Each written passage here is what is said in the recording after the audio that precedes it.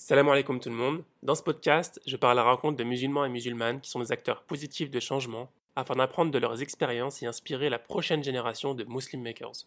Il y a des gens qui ont consommé, on a des clients qui ont consommé des produits chez nous et qui étaient mais vraiment stupéfaits par la qualité de la viande. Il y a des gens je parle de non-musulmans aussi, qui m'ont dit « j'ai retrouvé le poulet d'antan ».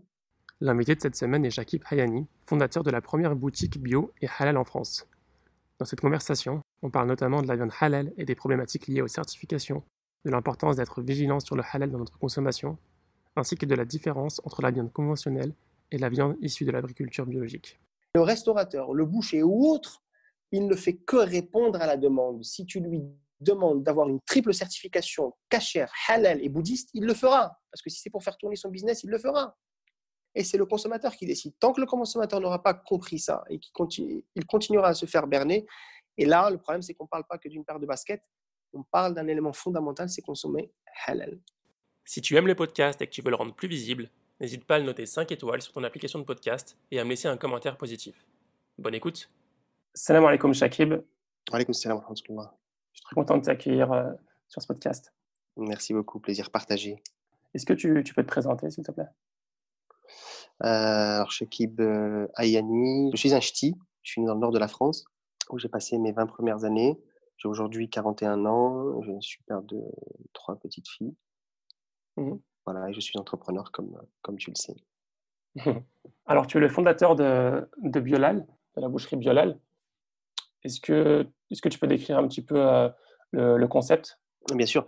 Alors, Biolal n'est pas une boucherie, n'est pas en tout cas uniquement une boucherie. Biolal existe depuis 5 ans. C'est une marque qui appartient à la société Terre Ferme, dont je suis le fondateur.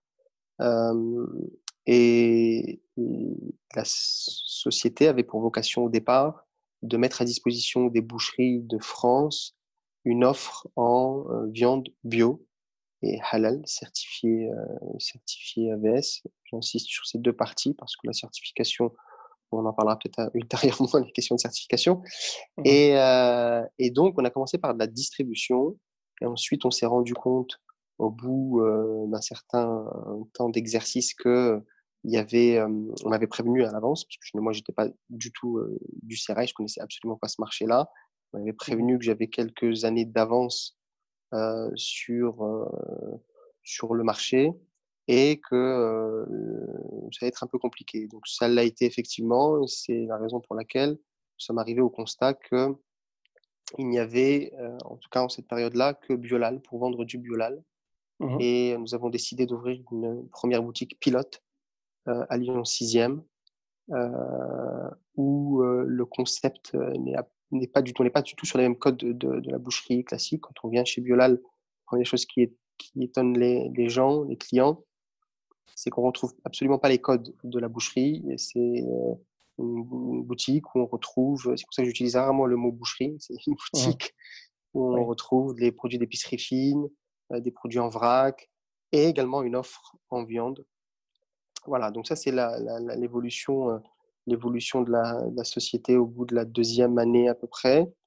Ensuite, on a été sollicité à travers la France par un certain nombre de consommateurs ou consommateurs qui nous ont demandé d'ouvrir des points de vente un peu partout en France.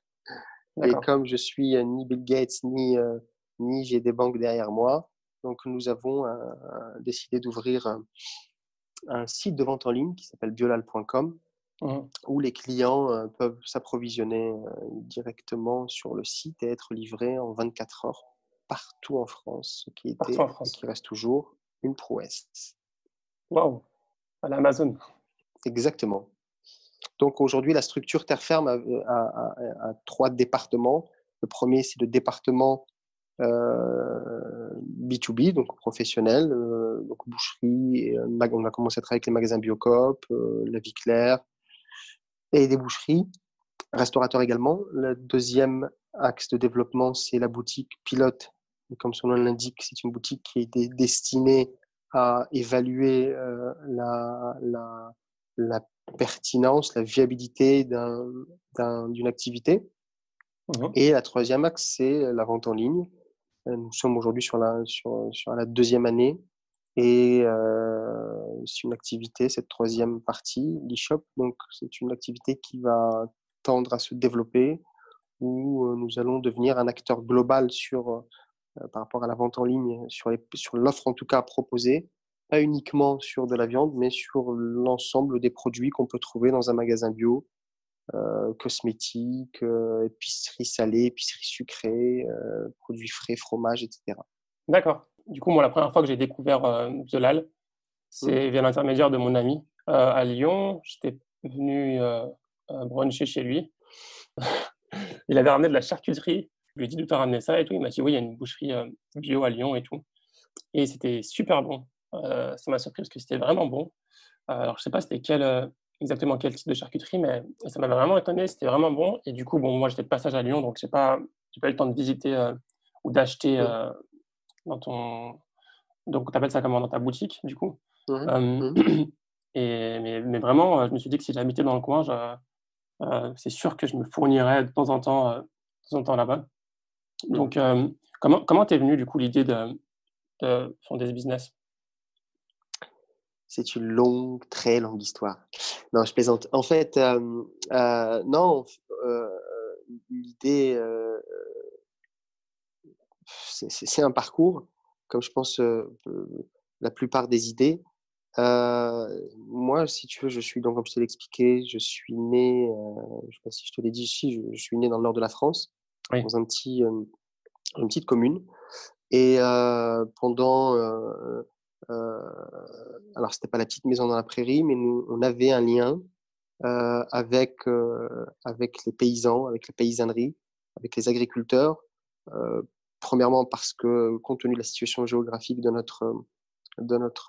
commune où je suis né et deuxièmement parce qu'il y avait encore, je sais pas si ça se faisait, dans d'autres, si, je pense que c'était quelque chose qui était caractéristique à plusieurs villes ou communes de France. On avait, pour habitude d'aller chercher notre lait, à la ferme, les œufs, le poulet, Mmh. étaient sacrifiés directement à la ferme et cetera. Donc oui, il y avait cette espèce de lien qui était entretenu pendant plusieurs années. La deuxième chose, c'est que je passais, 2 mois de l'année, heu, au Maroc, pendant mes 20 premières années pratiquement, les 19 premières années ou 18. Mmh. 2 mois, mais à la campagne et la campagne, marocaine, il y a une dizaine d'années ou une quinzaine d'années, bah, c'est pas la campagne d'aujourd'hui. Heu, C'était vraiment très rude et très déconnecté du monde moderne.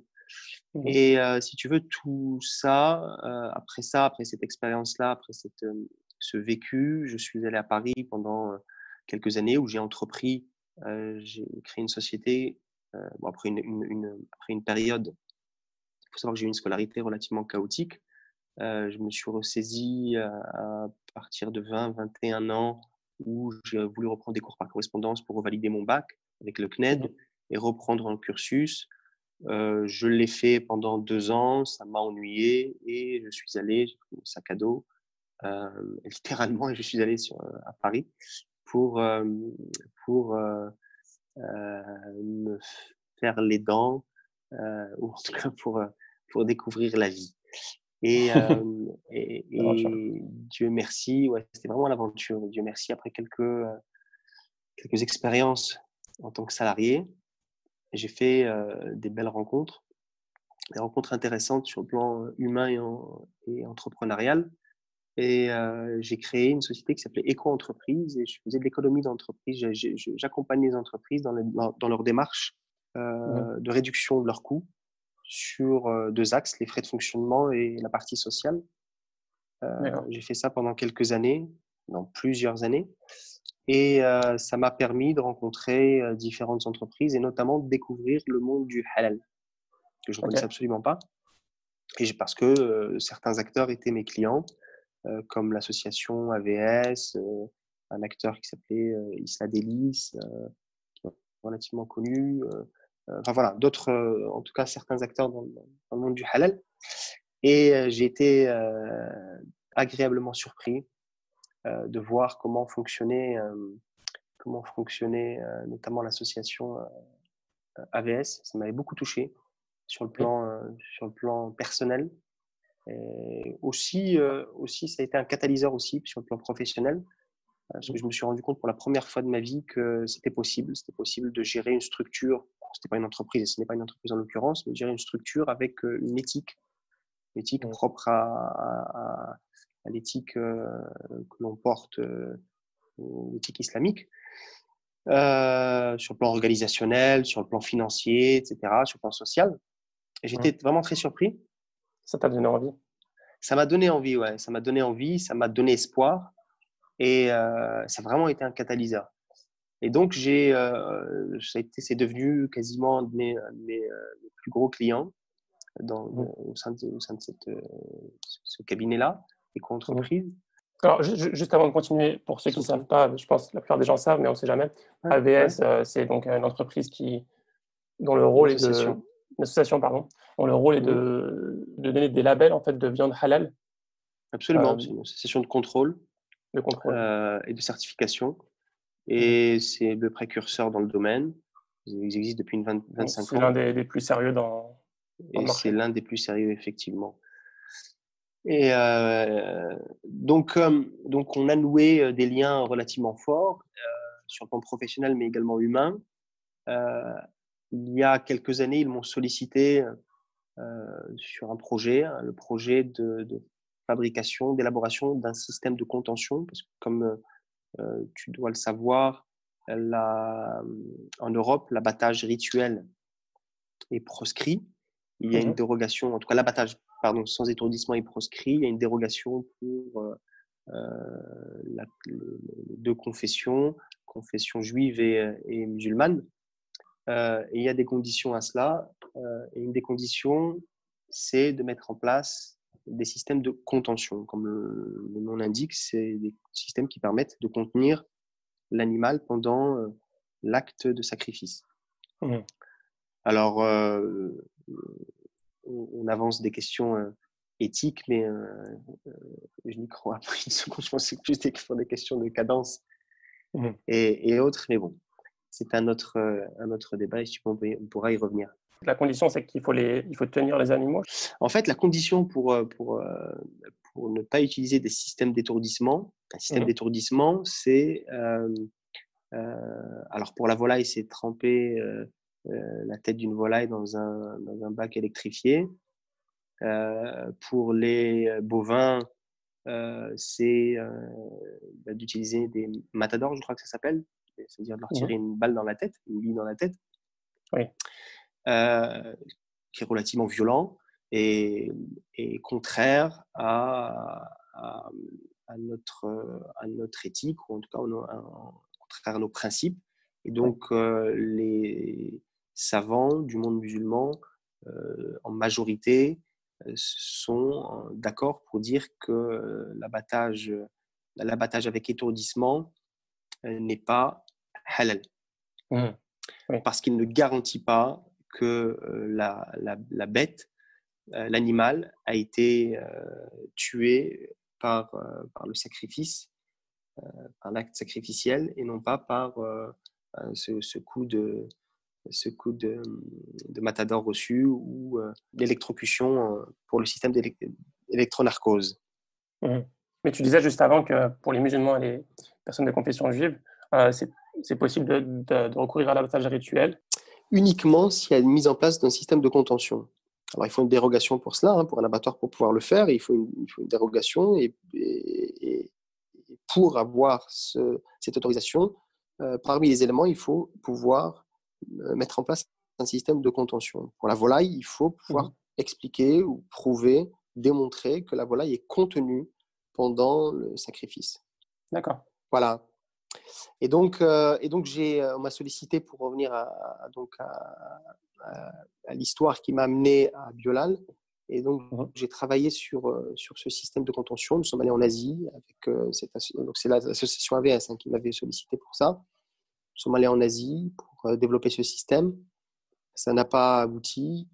Et finalement, nous l'avons développé en Turquie parce que je connaissais un réseau d'industriels là-bas qui nous ont accompagnés dans le développement de ce système-là. Nous avons développé quelques modules et certains abattoirs ont eu l'autorisation en France de, de pratiquer l'abattage rituel sans étourdissement grâce en partie à ce système de contention. Tous les abattoirs doivent avoir recours à un système de contentieux. Non, tous les abattoirs, ceux qui ne pratiquent pas le halal, n'ont pas de système de contention. Pourquoi? Parce que comme la bête est électrocutée, elle est Ah oui, inerte, d'accord. donc elle ne bouge Oui. pas. Le système de contention vient en remplacement de, des systèmes d'étourdissement.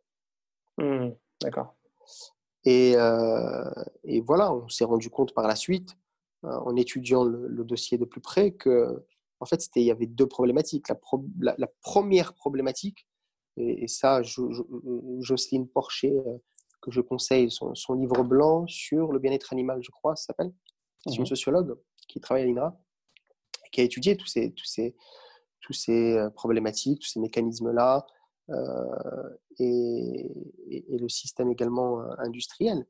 Et donc, parmi les conclusions auxquelles elle est arrivée, c'est que aujourd'hui, tout ce qui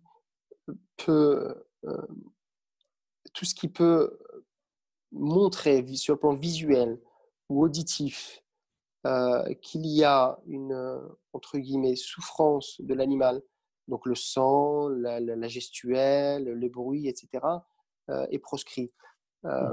C'est-à-dire qu'on veut au maximum démontrer que presque, en fait, le poulet qu'on a dans son assiette, en fait, il est élevé comme ça. En fait, c'est des morceaux de poulet, de cuisses de poulet ou de filets de poulet, d'escalopes qui ont été.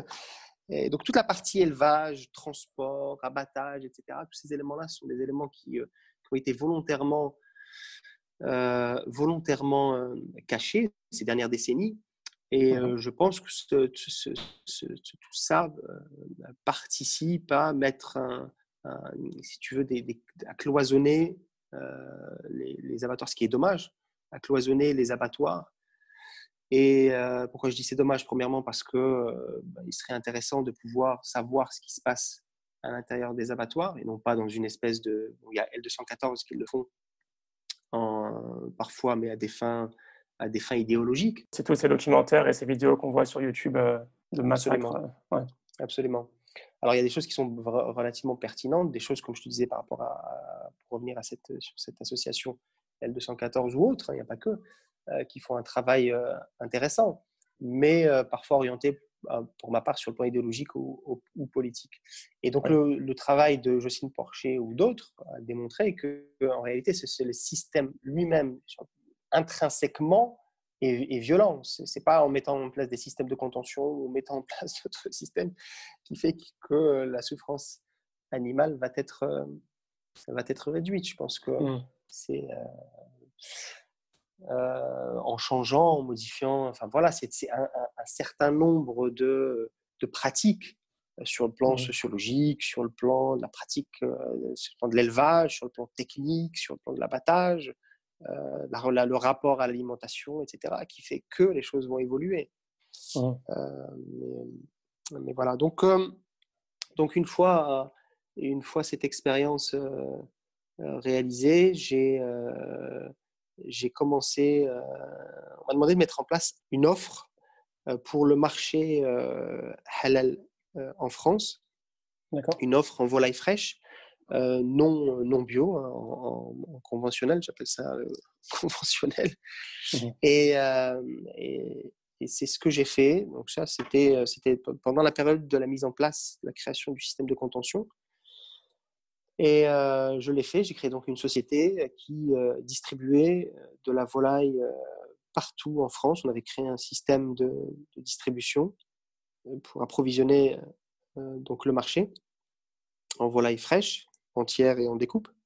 Et ça a été donc le véritable élément déclencheur qui a fait que j'ai créé, en parallèle de cette activité-là, j'ai créé la société Terre Ferme, qui est propriétaire donc de la marque Biolal. D'accord. Ça a été quoi la transition entre l'abattage conventionnel et l'élevage biologique? la transition, alors faut savoir que nous, c'est pas nous qui gérons la partie élevage. Nous travaillons avec des éleveurs Oui.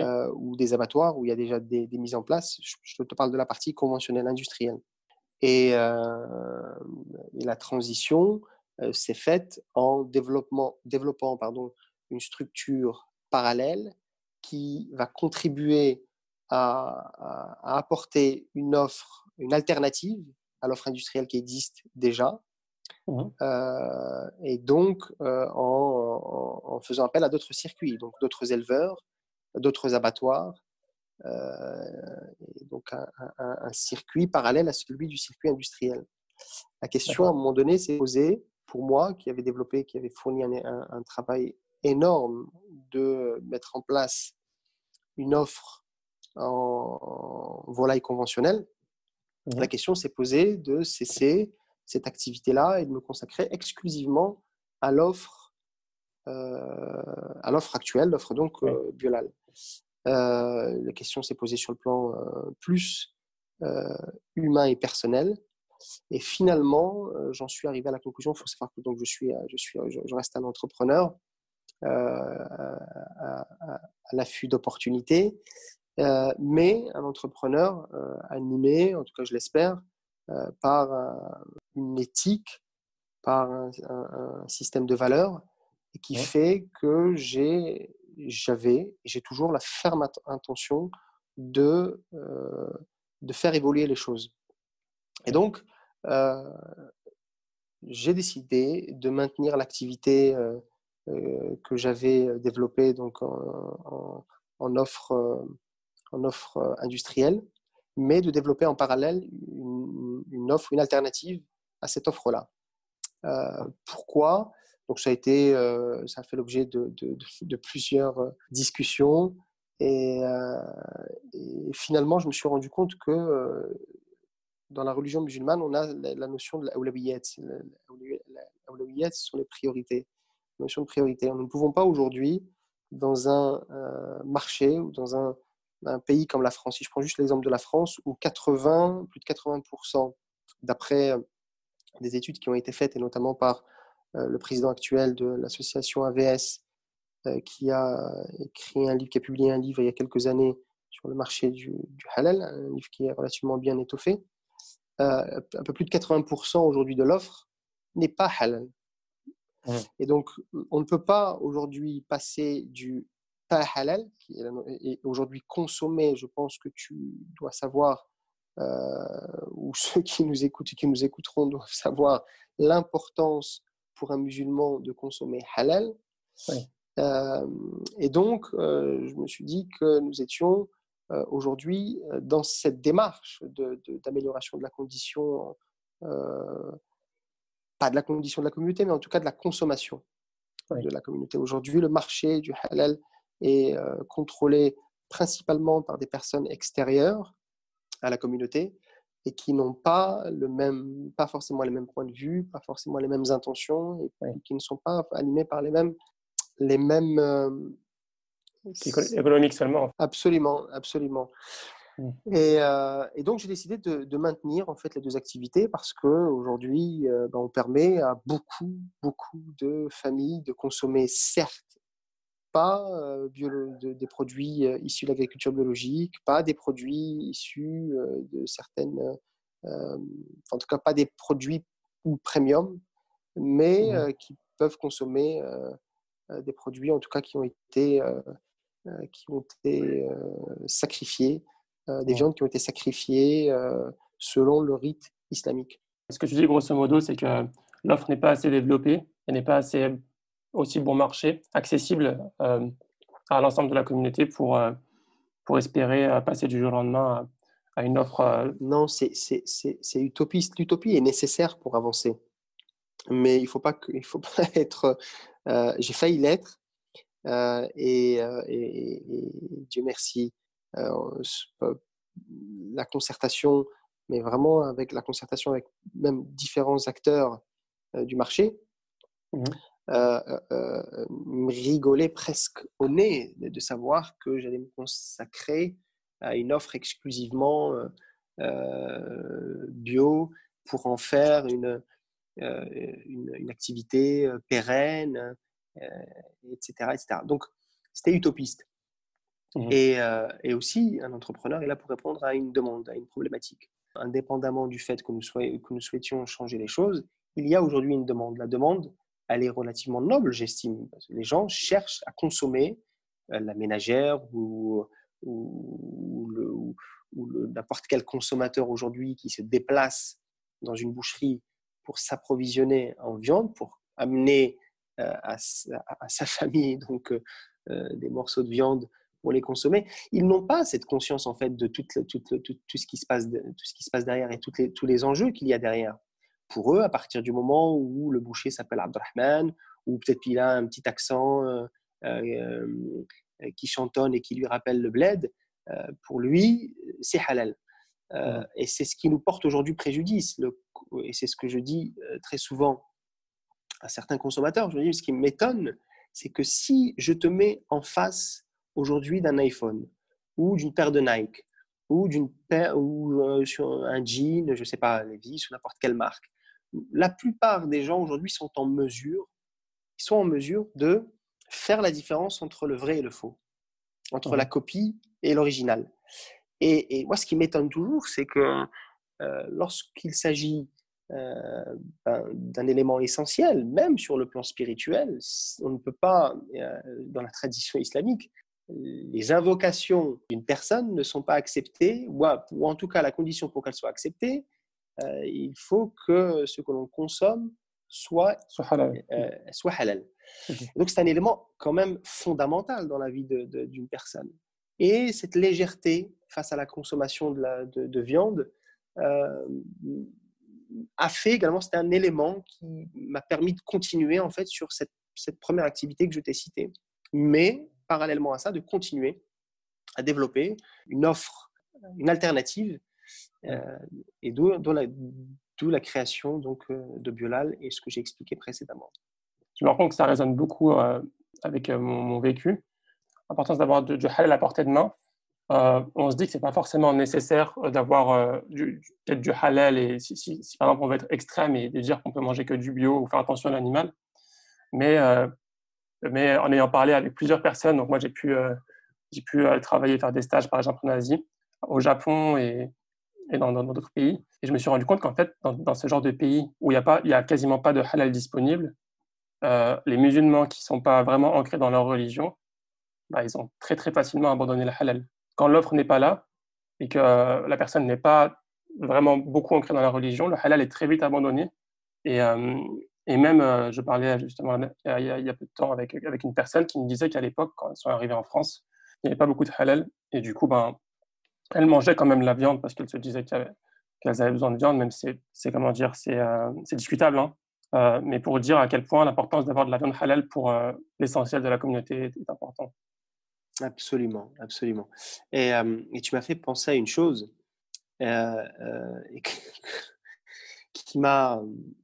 J'ai eu un pincement il y a quelques mois, j'étais assis à côté de mon père et on parlait comme ça, je ne sais pas de comment on est arrivé à parler des boucheries, de l'offre en viande, etc. Mmh. Et il me disait, mais vous ne vous rendez pas compte de la chance que vous avez, de l'abondance quasiment de l'offre qu'il y a aujourd'hui. Quand on est arrivé, il disait en France, dans les années 60-70, c'était la catastrophe. Mais il n'y avait vraiment pas d'offre. Et en plus de ça, le vécu de cette première génération qui n'était pas forcément instruit, ce qui n'était pas le cas de mon père, mais malgré ça, il est tombé dans certains pièges. Pas instruits, qui savent pas lire. Voilà. Et donc, pour certains, ils sont même allés jusqu'à manger du porc. Et peut-être parfois même inconsciemment. Ils rentraient dans une boucherie, ils prenaient un morceau, découpé, ils pensaient que c'était une escalope de veau, j'en sais rien. Enfin, en tout cas, c'était très problématique, très, très problématique. Et aujourd'hui, on a cette responsabilité quand même. Je ne veux pas me donner plus de responsabilité que je n'ai ou plus d'utilité que je n'ai, mais en tout cas, il faut pouvoir faire un pas en arrière pour avoir une vision un peu large, j'ai envie de dire, de la situation, pas uniquement une vision entrepreneuriale, économique, etc., pécuniaire, et se dire que les choses évoluent. Alhamdulillah, les choses évoluent. Mais il faut être vigilant parce que lorsque les choses évoluent, elles évoluent certes, mais elles évoluent, que ce soit positivement, mais elles évoluent également négativement. Cette abondance d'offres fait qu'il y a un relâchement aujourd'hui aussi de la part du consommateur. Et le consommateur n'est vraiment pas attentif et ça, c'est à ce qu'il mange. Et mais vraiment, toute génération confondue, toute classe sociale confondue, j'ai vraiment eu un regard ces dernières années. Volontairement, j'ai observé certaines pratiques et voilà, j'ai des amis qui sont pratiquants sur le plan religieux, qui ont un niveau social confortable, qui sont instruits, qui ont entendu parler, qui ont accès à l'information, qui ont entendu parler de ces arnaques sur le halal, etc.,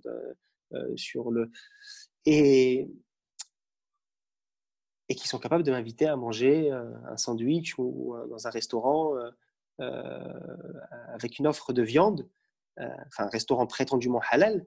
Et lorsque je leur pose la question, ok, d'accord, on va manger là-bas, mais qu'en est-il du halal? Et là, voilà, on sent qu'il y a une déconnexion.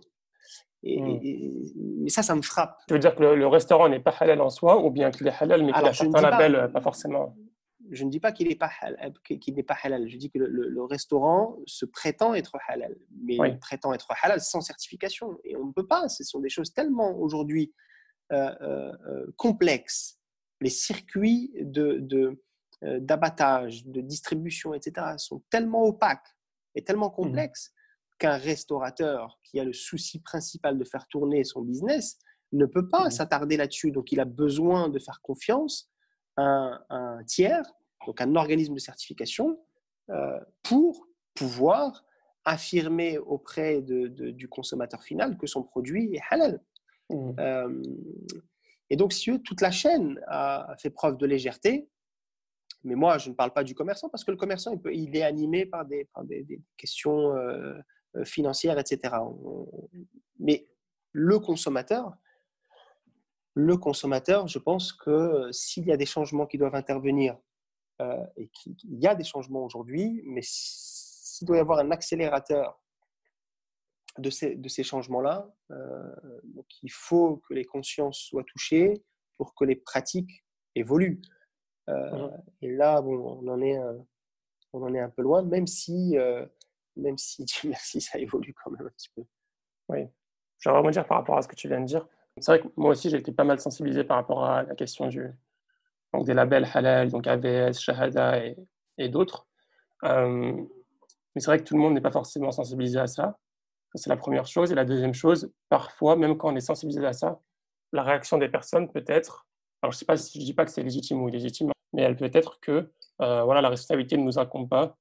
C'est la personne qui nous vend cette viande, donc même s'il y a un problème dans la viande, ça reviendra sur lui. Qu'est-ce que tu penses de cela?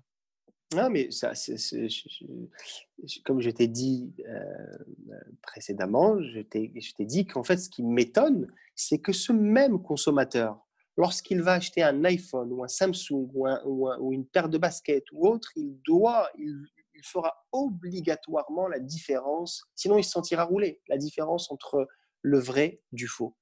Et ça, c'est la première des choses. Ça m'étonne. En fait, ces deux poids, deux mesures m'étonnent.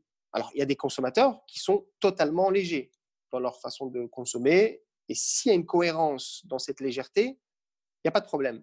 Mais lorsqu'il y a, si tu veux, une exigence à deux vitesses, là, il y a un questionnement, en fait. C'est-à-dire que la problématique est autre. Le fait de renvoyer la responsabilité à l'acteur économique ou au commerçant. Parce que dans ce cas-là, tu le ferais aussi dans d'autres achats. Et ça, c'est mon premier élément de réponse. La deuxième, je pense qu'il y a un très gros problème d'éducation aujourd'hui.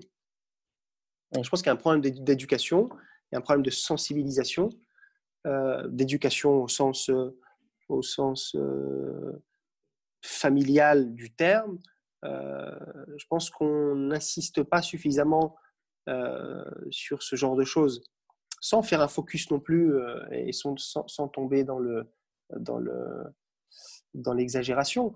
Mais je pense qu'il n'y a pas de sensibilisation de la part des familles. C'est pas un sujet qui est pris au sérieux. Mmh. Et si tu veux, le ventre, le ventre fait partie, parmi les péchés capitaux, c'est la gourmandise. Donc non, je pense que c'est de la, pardon, juste la sens. Donc il y a une question d'éducation. Il y a une question également il y a la question aussi de la mise en avant des médias. Et je pense que les initiatives comme celle-ci contribuent à ça. Il faut pouvoir donner la parole aux acteurs économiques, quels qu'ils soient, pour qu'ils puissent expliquer leurs problématiques et que le consommateur lui-même, parfois c'est un manque d'information. Par rapport à ce que je dis, je suis d'accord avec toi. Néanmoins, il y a un autre cas aussi qui est critiqué, c'est le cas des personnes qui sont vraiment hardcore, entre guillemets, au niveau de la viande, mais qui, en dehors de ça, sont critiquées dans le sens où on va dire, regardez, ils mangent de la viande, ils font super attention à leur viande, mais à côté, ils font n'importe quoi. Bon, je trouve que c'est pas du tout un argument. D'un côté, je comprends les personnes qui se disent, regardez, ces personnes, elles font vraiment attention de manière très limite, t'as l'impression qu'elles en font trop, et qui, à côté, elles ne sont pas assez rigoureuses dans des choses plus fondamentales. Tu sais, si on a choisi aujourd'hui, alors je pense qu'elle nous a choisi également, mais si on a choisi la religion musulmane, c'est pas uniquement pour des questions culturelles. C'est pas parce que nos parents sont musulmans. C'est pas parce que on a baigné dans un. C'est parce que, en tout cas pour moi, j'ai décelé dans cette religion des éléments fondamentaux pour pouvoir avancer dans cette vie-là de manière équilibrée, pour pouvoir et préparer également son au-delà. Et parmi les choses en fait de la religion musulmane, parmi les comment dire, une des caractéristiques de la religion musulmane, c'est le juste milieu. C'est un élément qui est fondamental, ça, que ce soit sur le plan spirituel, que ce soit sur le plan de la jurisprudence ou autre, c'est un élément qui est fondamental, là, le juste milieu. Et tu m'as fait penser dans ta remarque à un discours du vendredi. J'avais assisté dans une toute petite mosquée, en fait, il y a plusieurs années. Et je crois que même c'était le moment où je démarrais dans ce marché-là. Je m'étais arrêté pour faire la prière du vendredi. C'était une toute petite mosquée dans la région parisienne. Et l'imam avait fait un prêche autour de la consommation halal. Et il disait, comment se fait-il que vous vous attardiez à ce point à manger halal alors que vous êtes en mesure, en sortant de la boucherie, de manger la viande, la chair de vos frères et sœurs. Donc, entre parenthèses, en faisant de la calomnie ou de la médisance, en pratiquant la calomnie ou la médisance. Et ça, en fait, il mettait l'accent sur quoi? Pas sur le fait qu'il faut délaisser l'un plus que l'autre ou qu'il faut être équilibré dans sa pratique. Et ce n'est pas parce que certains sont critiquables sur un certain nombre de comportements qu'ils sont critiquables sur leur choix, sur l'ensemble de leur acte. C'est pas tout à fait juste comme analyse. Je comprends qu'on puisse tomber dans cette analyse-là ou dans cette faiblesse-là entre guillemets, mais nul n'est parfait.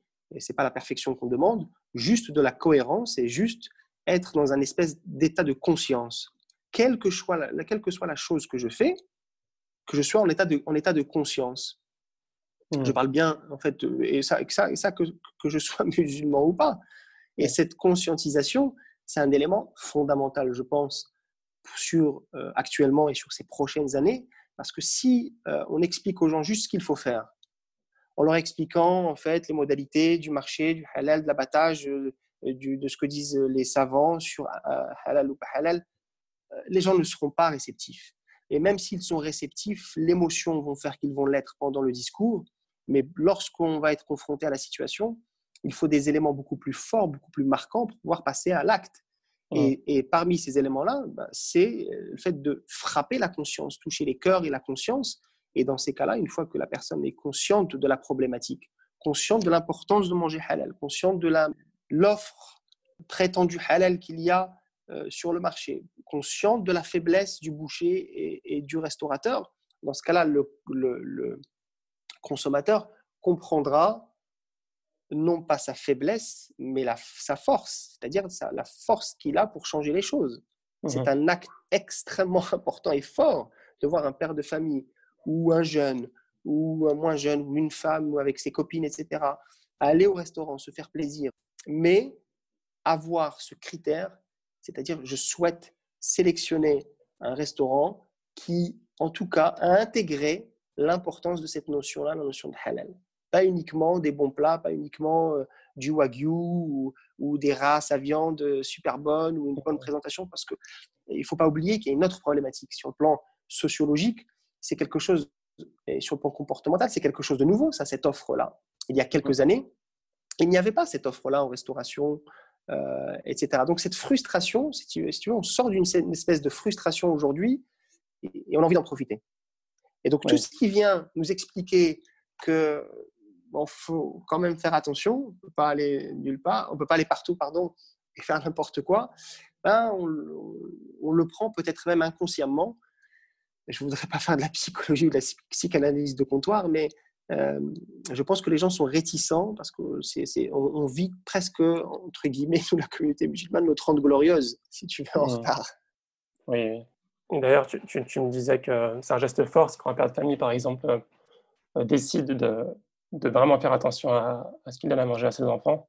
Ça peut paraître simple quand on dit comme ça manger halal, mais dans les faits, ça nécessite, comme tu dis, beaucoup d'actions en plus par rapport aux musulmans lambda qui ne font pas attention, c'est-à-dire d'appeler le restaurant, de chercher sur Internet, de vérifier qu'il a le certificat, parfois même un ami qui t'invite dans un restaurant, lui dire non, je ne peux pas aller là-bas parce que c'est pas suffisamment strict par rapport à ce que je pense de ce qu'est la viande halal.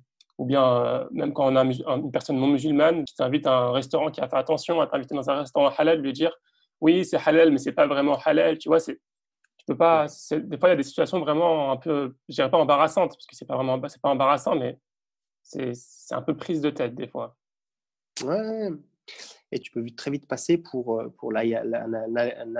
extrémiste du halal ou un ayatollah du halal, comme un ayatollah du bio m'a appelé une fois. Et si tu veux, regarde, comment peut-on aujourd'hui, donc pour revenir juste, tu sais, au début de la conversation, comment peut-on aujourd'hui prétendre accompagner les gens dans une démarche de consommation plus éthique alors le halal fait partie de l'éthique, nous sommes, je pense, d'accord. Oui. L'éthique islamique, comment peut-on demander aux gens de consommer des produits plus sains, qui ont eu une alimentation sans OGM, qui ont été élevés 81 jours minimum au lieu de 35-40 jours en tout cas pour la volaille sur le plan industriel. Comment peut-on passer de cette étape-là je pense, donc c'est pour ça que j'expliquais qu'il y a une pédagogie, qu'il y a une sensibilisation, qu'il y a des priorités, qu'aujourd'hui, une des priorités, c'est de sensibiliser les gens à l'acte d'achat, en tout cas sur le plan alimentaire, qui n'est pas anodin. Il est spirituel, il peut être politique, il peut être je sais pas, il peut être agricole. Manger est un acte agricole, comme disait l'autre. Ça fait partie de slogan de Biolal. Manger est un acte agricole. Et c'est fondamentalement un acte agricole. Bria Savarin, qui était un gastronome lyonnais, disait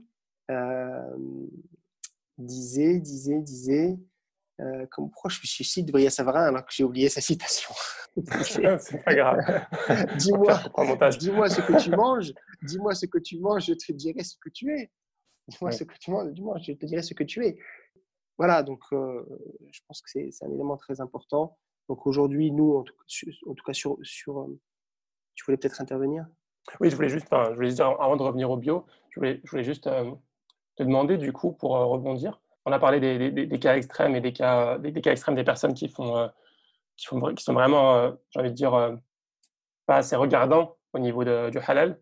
Mais comment on fait pour être, entre guillemets, «équilibré» dans dans sa consommation de halal et quels sont les réflexes et les choses à vérifier pour ne pas être dans l'abus, hein, mais être quand même, faire ses recherches minimum?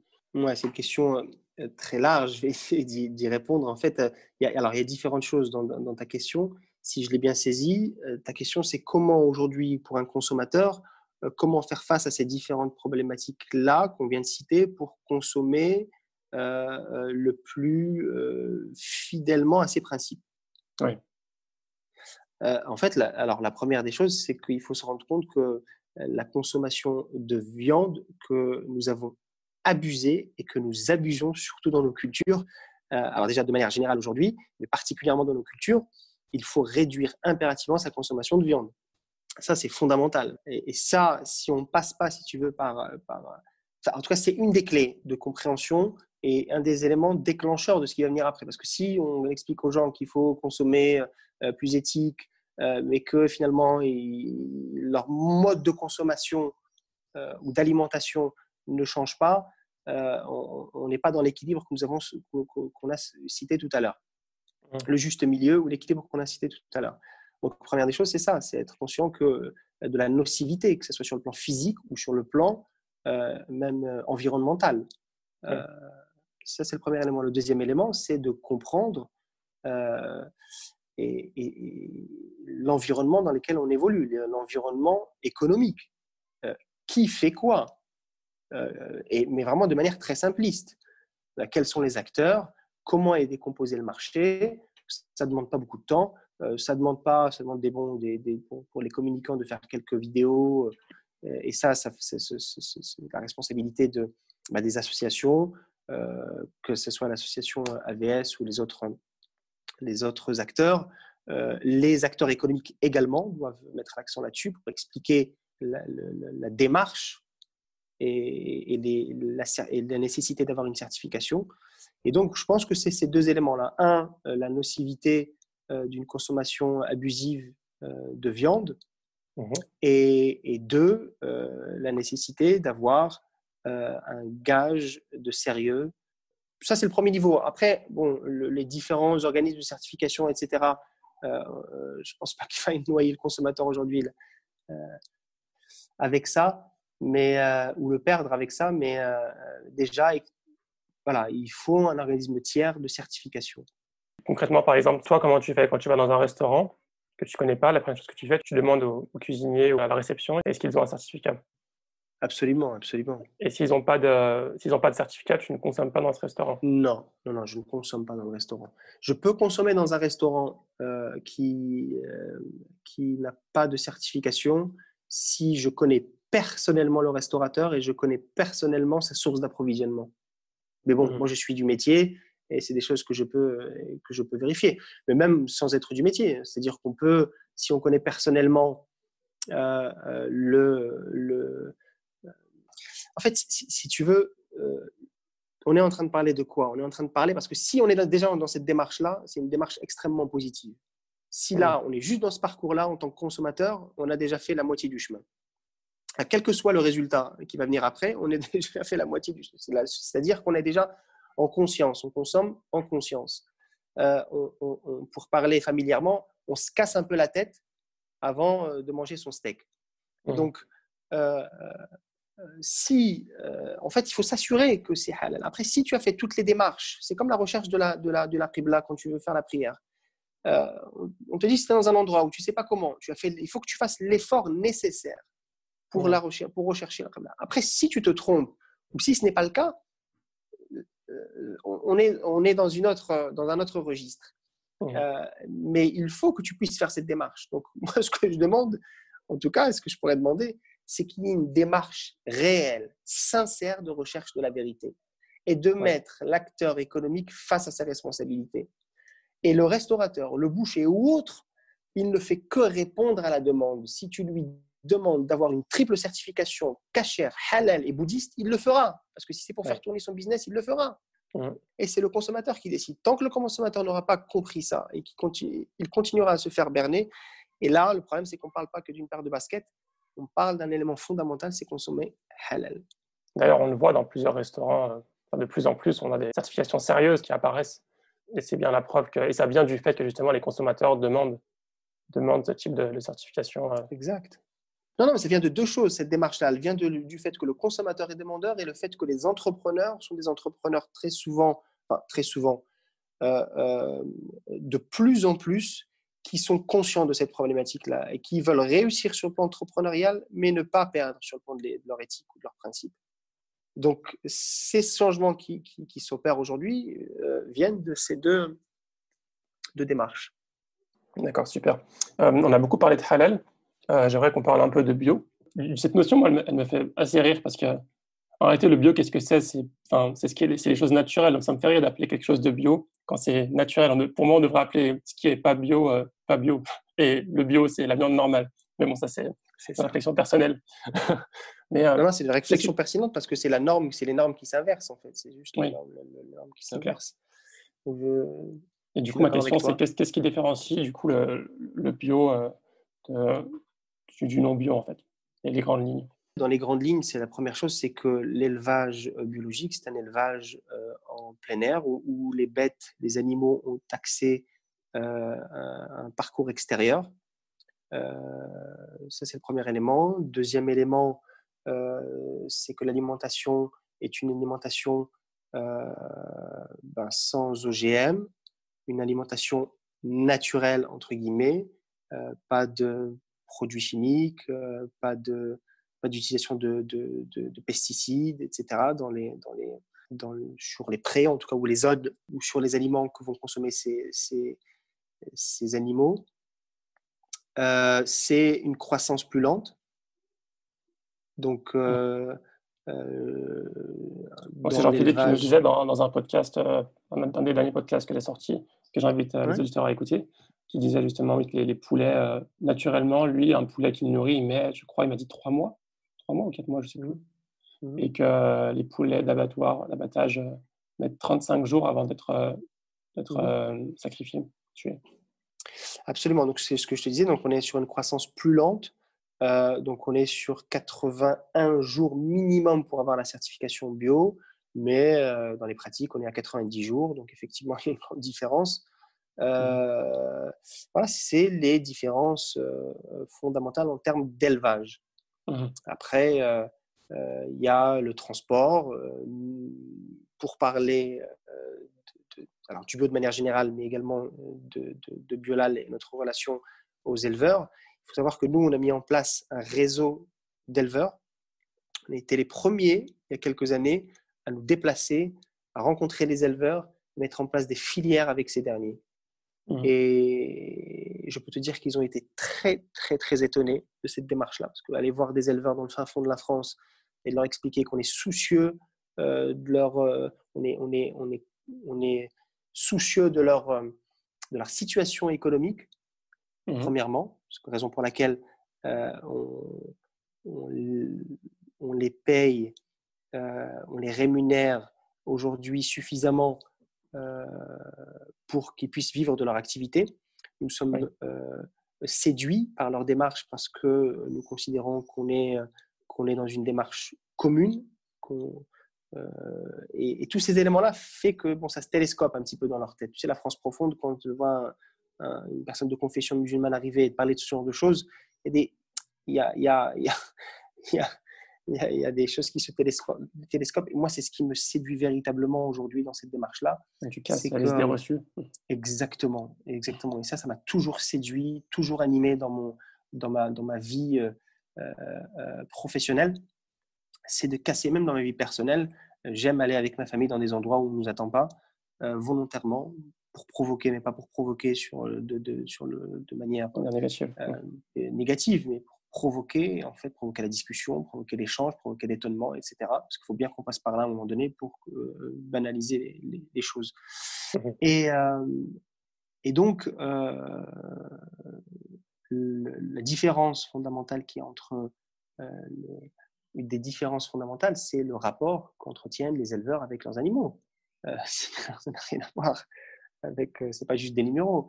Ils connaissent le nom de leurs bêtes, ils entretiennent, plus qu'ils sont, nous sommes sur une croissance lente, sur du bovin ou de l'ovin, ils entretiennent une relation intime, une relation, en tout cas particulière avec leurs bêtes.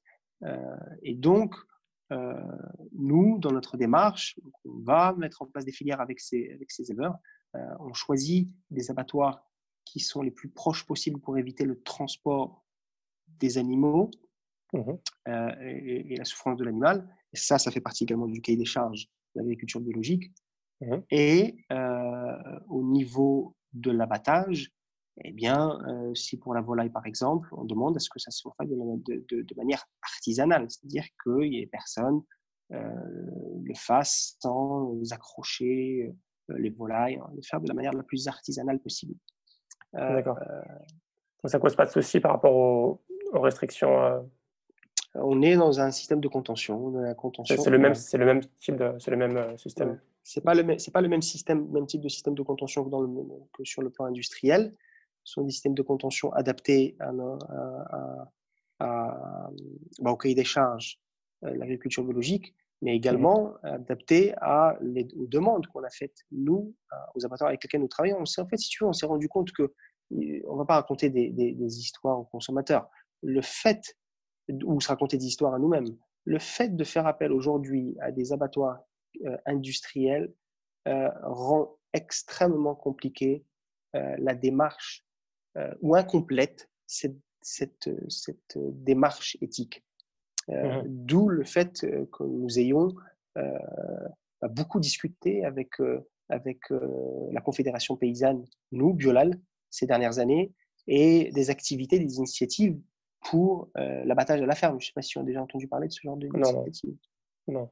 En fait, c'est un abattoir mobile qui a été développé en Suède et qui permet aux éleveurs de faire l'abattage directement dans leur ferme. Donc, plus besoin d'amener leurs bêtes. Ça réduit à zéro la distance. Absolument. Ça réduit à zéro la distance, mais surtout la souffrance et la qualité de la viande. La qualité, beaucoup de bouchers renommés, et Yves-Marie Le Bourdonnec notamment, avec qui, je ne sais pas si tu as déjà entendu parler de ce boucher, Yves-Marie Le Bourdonnec, qui a fait un peu l'actualité il y a quelques années, parce qu'il était passé avec Robert Ménard sur LCI, je crois, et qui avait fait la promotion de l'abattage rituel. Pourquoi ? Parce qu'il disait que c'est le meilleur moyen de ne pas faire souffrir l'animal. Et Ménard s'était insurgé. Mais vous faites la promotion du halal, qu'est-ce que c'est que ça ? Il a dit non, calme-toi. Calme-toi. Je te dis juste que il faut dire aux consommateurs que l'étourdissement, c'est tremper la tête d'une volaille. Parce qu'on l'appelle étourdissement, mais on ne lui chante pas une berceuse. On trempe quand même la tête d'une volaille dans un bac électrifié et on met quand même une balle dans la tête au bovin. Et tout ça pour te dire que, en fait, cette réduction du stress ou de la souffrance, c'est un élément qui est recherché aussi par ceux qui ne sont pas uniquement animés par l'éthique, mais par la qualité, parce qu'un animal qui stresse, un animal qui rejette des substances, son taux de pH augmente, etc., ce qui fait que l'adrénaline. C'est ça, oui. Et ce qui fait que la qualité de la viande, on pâtit. Et donc, d'où cette initiative suédoise de faire l'abattage à la ferme. Ça s'appelle bœuf éthique, je crois. C'est en cours de discussion en France. Mais tout ça pour dire que pour compléter la démarche, il faudrait que l'abattage puisse se faire à la ferme. Ce n'est aujourd'hui pas techniquement possible. Donc, en attendant, nous mettons en place un certain nombre de mesures avec les abattoirs avec lesquels nous travaillons sur les horaires d'arrivée de nos bêtes, pas d'attente, pas de stress, etc. En étant conscient qu'il y a encore du chemin à parcourir. Et du coup, en termes de qualité de la viande qui arrive sur le repas, c'est quoi les différences entre et de viande? Alors déjà les qualités organoleptiques d'une viande bio et une viande non bio ne sont absolument pas les mêmes. Mmh. Euh, Premièrement. Deuxièmement, la tendreté. Euh, le- une viande, un, un bœuf qui a consommé principalement de l'herbe du pré, euh, qui a été nourri à l'herbe, ou une volaille aussi, parce que la volaille consomme aussi pas uniquement des grains, mais pendant son parcours ou quand elle est élevée à l'extérieur, bah, elle consomme toutes les petites bestioles, etc.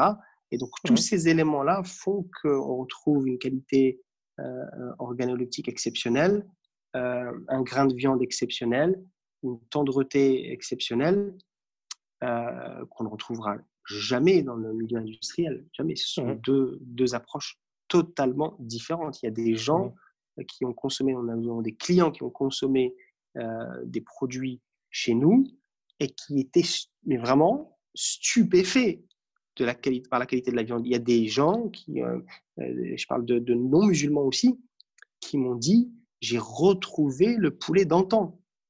Il faut Mmh. savoir qu'on travaille avec des petits faiseurs, des petits agriculteurs qui font un travail d'orfèvre, mais vraiment d'orfèvre. Et c'est même pas, en fait, le mérite ne revient même pas à Biolal en réalité. Nous, ce qu'on fait, c'est qu'on met en avant le travail de ces gens-là. Euh, Mmh.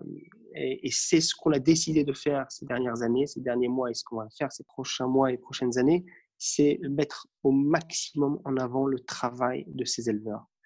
Un, parce qu'on leur doit, euh, et deux, pour participer à ce travail de conscientisation du consommateur et pour qu'il sache d'où ça vient et quels efforts sont déployés par un éleveur pour que lui puisse manger son bon poulet rôti en famille.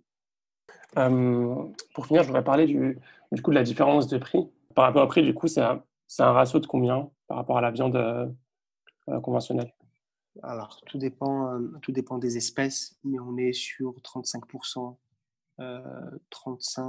35-40% de plus que le conventionnel. Et encore une fois, le conventionnel, tout dépend de la référence.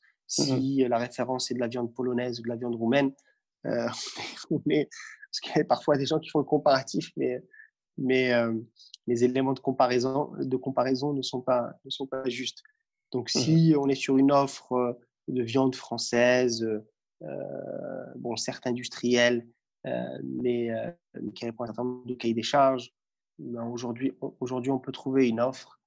Voilà, 35-45% de plus que le conventionnel. En tout cas, encore une fois, tout dépend de ce qu'on met en face. Tout dépend de Mmh. l'élément de Oui, oui, bien comparaison. sûr. Il n'y a pas une seule offre en termes de viande Non, non, conventionnelle. absolument. Parce que Mmh. si la référence, c'est les boucheries halal de quartier qui font des promotions tous les jours, donc là, on est sur du 200%.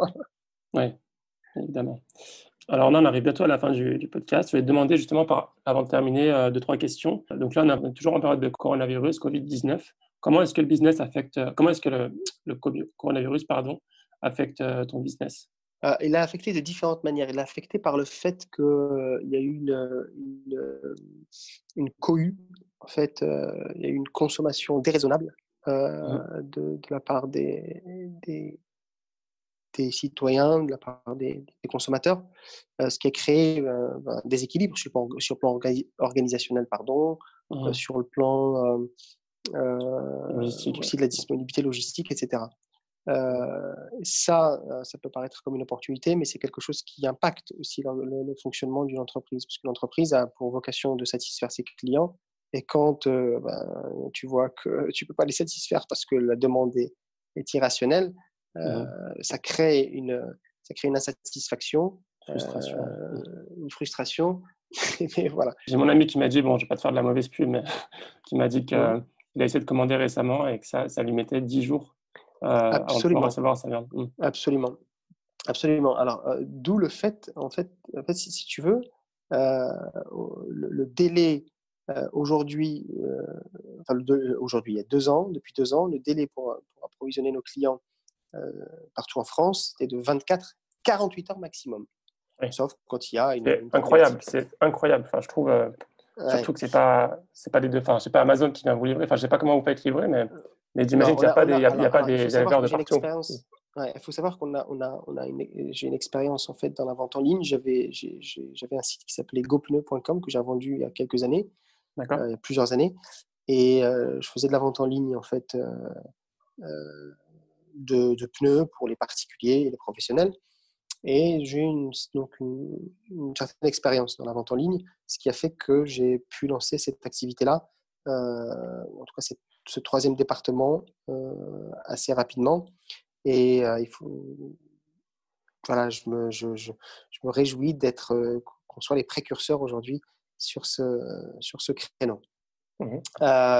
Donc le préjudice, il est là-dessus. La deuxième chose, c'est l'indisponibilité de certains collaborateurs Oui, par rapport au télétravail, par rapport au fait que s'ils ont côtoyé, j'ai l'exemple d'un collaborateur qui a côtoyé une personne qui était infectée, donc on a dû le mettre en quarantaine. oui. Et donc tout ça, des équilibres sur le plan humain. Voilà, donc c'est de cette manière-là que ça nous a impacté. D'accord. Et votre clientèle, elle est composée principalement de musulmans, j'imagine, mais pas que de musulmans. Ça c'est vraiment quelque chose si tu veux, le caractère halal, je n'aime pas trop. C'est quelque chose qui est beaucoup mis en avant, très souvent. Je peux le comprendre, hein, dans certains quartiers, il faut rassurer, etc., etc. Mais c'est quelque chose que je refuse totalement, parce que c'est quelque chose qui est propre à notre éthique, qui est personnel. Et c'est la raison pour laquelle je n'ai jamais voulu trop halaliser Biolal sur le plan de la communication. Pourquoi ? Parce que on est français, on propose des produits français, des produits du terroir, on met en avant un savoir-faire. Et donc tout ça, Tu veux pas effectivement, communautariser en fait ta vente, absolument pas. qui est Et une bonne chose, je pense. c'est ce que souhaiteraient certains de nos détracteurs. C'est ce qui arrange souvent, c'est qu'on soit toujours dans cette répétition sans cesse de nos appartenances respectives. Et ça, il faut sortir, je pense, de cet élément-là, de ce paradigme.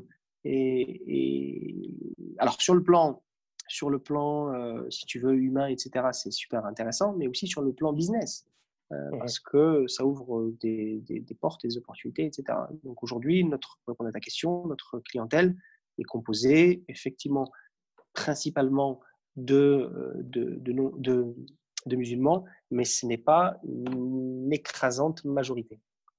D'accord. Et ça, c'est quelque C'est pas chose non plus, qui est c'est pas non plus volontaire. une volonté d'avoir que des musulmans. Justement, c'est d'être Pas ouvert du tout. à tout Pas public. du tout, pas du tout. On est là pour servir, pardon d'utiliser des grandes phrases ou des grands mots, on est là pour servir l'humanité, on n'est pas là pour servir exclusivement à la communauté musulmane, on est là pour apporter des changements qui vont impacter le monde, je l'espère, en tant qu'entrepreneur. Et voilà, c'est parce qu'on porte une éthique, quelle qu'elle soit, si c'est le leitmotiv, c'est ça, tant mieux. Mais voilà, et je suis très content aujourd'hui d'avoir des clients en boutique ou en vente en ligne qui ne font pas partie, qui ne sont pas de confession musulmane. Alors c'est plus difficile de les identifier sur la vente en ligne, mais comme on a un service client qui communique beaucoup avec nos clients, on a ce genre de retour. Mais 40% de nos clients en boutique ne sont pas de confession musulmane, sont des petits bourgeois du 6e arrondissement qui sont très contents de consommer de la viande biolale et très contents de rencontrer parfois, parce on fait des ateliers, on amène nos éleveurs et on invite nos clients pour qu'il y ait un échange. Et au final, les barrières tombent. Je suis super content de ce type d'initiative. Je trouve que c'est quelque chose de super. Et puis ça fait partie, malgré ce qu'on peut penser, contre-intuitivement, je pense que c'est une meilleure da'wa que de faire quelque chose de communautaire où on invite, où les gens qui sont accueillis sont que musulmans. Et donc on se retrouve qu'entre nous et on n'apporte pas grand-chose au reste de la société. Pour finir, est-ce que tu as un ou plusieurs livres à recommander qui t'ont particulièrement marqué? Alors, des livres qui m'ont marqué dans ce domaine-là? Ça peut être dans ce domaine ou dans un autre domaine. Alors, des livres dans ce domaine. Alors, ce que il y a 2 livres que je pourrais préconiser, celui de Jocelyne Porcher, Le livre blanc du bien-être animal, qui est un super livre. Une recherche vraiment scientifique et sociologique très, très intéressante. Et celui de Fethallah Othmani sur le marché du halal. D'accord. Je ne savais Voilà, pas qu'il avait écrit un livre. D'accord. il a écrit un livre, je crois qu'il l'a coécrit avec Mustapha Brahmi, je crois, je me souviens plus. Mostafa Brahmi. Ok, bah, je l'ai interviewé, Mostafa Brahmi. Je vérifierai. D'accord. Super, bah, je Ouais, mettrai il tout me ça en semble. description, Inch'Allah. Bah, écoute, Shakib, je te remercie beaucoup. Si on veut suivre, du coup, Biolal, vous avez un site internet. Oui, site internet, réseaux sociaux. D'accord. Vous avez des réseaux sociaux, vous avez une newsletter où on peut Absolument, on s'abonner. peut s'inscrire sur les D'accord. îles, absolument. Ok, super. Bah, je mettrai ça dans la description, même si c'est facile à retrouver, je pense. Écoute, Shakib, je te remercie beaucoup. Je te souhaite bonne fin de confinement et Merci beaucoup. une bonne continuation pour ton aventure, Inch'Allah. Merci beaucoup, merci infiniment et bravo pour ton initiative. Félicitations. Bonne continuation à toi aussi. Merci d'avoir écouté cet épisode. J'espère qu'il t'a plu. Si c'est le cas, encore une fois, n'hésite surtout pas à le partager à ton entourage, c'est extrêmement important. Et aussi à mettre 5 étoiles sur iTunes si ce n'est pas déjà fait, ou sur ton application de podcast. À dimanche prochain, Inch'Allah. Salam alaikum.